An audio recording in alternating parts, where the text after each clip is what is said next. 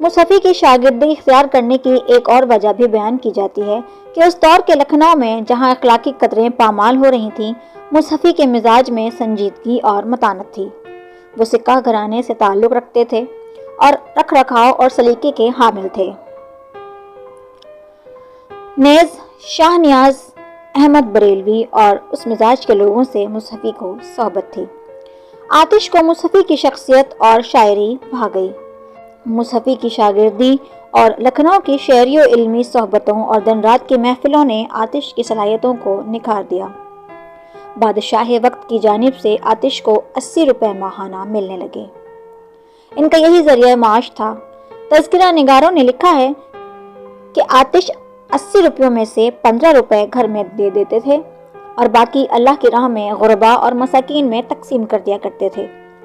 مولانا محمد حسین آزاد نے لکھا ہے کہ اس وجہ سے مہینے میں 1 دن فاقہ بھی ہو جاتا تھا۔ لکھنؤ کے امیر زادوں میں کئی ان کے شاگرد تھے جو ان سے سلوک بھی کرنا چاہتے تھے، لیکن بمشکل ہی کسی سے کچھ قبول کرتے۔ بعضوں نے لکھا ہے کہ نواز گنج کے قریب ایک چھوٹا سا مکان اور باغیچہ بنا لیا تھا، لیکن مولانا آزاد لکھتے ہیں کہ ایک ٹوٹے پھوٹے مکان میں، جس میں کچھ چھت اور کچھ چھپر سایہ تھا، بوریا بچھا ہوا تھا اور اسی پر لنگی باندھے صبر و قناعت کے ساتھ بیٹھا کرتے تھے۔ گو فقیری ترک کر دی تھی، لیکن فقیرانہ انداز ترک نہیں کیا تھا۔ اس گھر میں کوئی متوسط الحال اشراف آتا یا کوئی غریب نادار تو متوجہ ہوتے، ورنہ امیر آتا تو اس سے تغافل اور بے نیازی سے پیش آتے۔ اپنے صوفیانہ مزاج، بانک پن، قلندرانہ سیرت اور رند مشربی کو چھوڑا نہیں تھا۔ زندگی بھر کسی دربار سے وابستہ نہیں ہوئے اور نہ کسی کا قصیدہ لکھ کر منفعت حاصل کی۔ کسی نے خوب لکھا ہے کہ وہ خواجہ تو بن گئے لیکن خواجگی ان تک نہیں پہنچ سکی۔ وہ بانکوں کی طرح نڈر، بے باک، بات کے دھنی اور کردار کے پکے تھے۔ اپنی زندگی کے آخر تک انہوں نے بانک پن اور سپاہیانہ وضع کو نہیں چھوڑا۔ گیروے رنگ کا تہبند باندھے تھے، پیر میں سلیم شاہی جوتا ہوتا تھا، ہاتھ میں ہمیشہ ڈنڈا رکھتے تھے جس میں سونے کا چھلا لگا رہتا تھا۔ داڑھی بڑھائی تھی، بغوں پر ایک بانکی ٹوپی تھی۔ بانکوں کے اور شوقوں کی طرح کبوتر پالنے کا شوق بھی تھا۔ نوجوانی میں کبھی بھنگ پینی شروع کی تھی، یہ شوق زندگی بھر رہا۔ حقے کے شوق کا یہی حال تھا۔ آتش ایسی تہذیب کے ساختہ اور پرداختہ تھے جو روبہ زوال تھی، جس میں بکھراؤ آ چکا تھا۔ قدریں پاش پاش ہو رہی تھیں۔ اس تہذیب کا اظہار و باطن ایک نہیں تھا، ملما کاری تھی اور اس نے معاشرے کو اپنی لپیٹ میں لے لیا تھا۔ اور یہ جانتے ہوئے کہ کل اس تہذیب کا کیا ہوگا، مستقبل کیا اور کیسے رہے گا، سب حالات سے نباہ کرتے جا رہے تھے۔ آتش کے صبر و رضا کا، قناعت و توکل اور حقانیت کے بارے میں کئی واقعات تذکرہ نگاروں نے بیان کیے ہیں۔ آتش کے بارے میں اہم ماخذ آب حیات ہے، جس سے ان کے خاندانی پس منظر، زندگی کے حالات، عادات و اطوار، رہن سہن اور دوسروں سے معاملات پر روشنی پڑتی ہے۔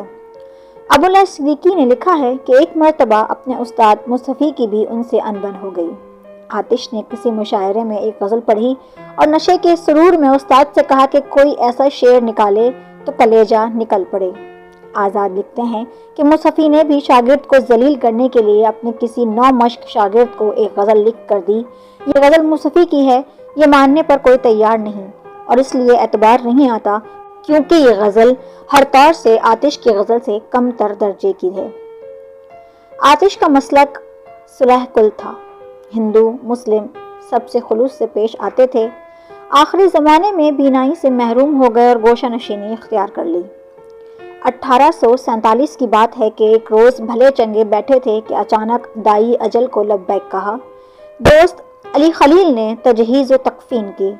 آتش کی اولاد میں صرف ایک لڑکے محمد علی کا ذکر ملتا ہے۔ ان کا تخلص شوق تھا، لیکن ان کے بارے میں کچھ اور معلومات نہیں، حتیٰ کہ آتش کے شاگردوں کی فہرست میں ان کا نام نہیں ملتا۔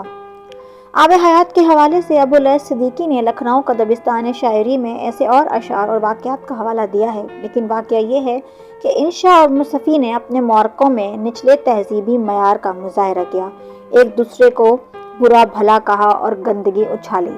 آتش اور ناسخ نے شاعرانہ چشمک کے باوجود اخلاقی اقدار اور تہذیبی رکھ رکھاؤ سے کام لیا اور مہذب اور علمی انداز میں ایک دوسرے پر تنقید کی۔ ناسخ اور آتش کے تعلقات کس سطح پر اور کس رنگ کے تھے، اس کا اندازہ اس روایت سے ہوتا ہے کہ ناسخ کے انتقال کے بعد آتش نے شعر کہنا چھوڑ دیا اور کہا کرتے تھے، شعر کا لطف تو اسی وقت تھا جب ناسخ زندہ تھے۔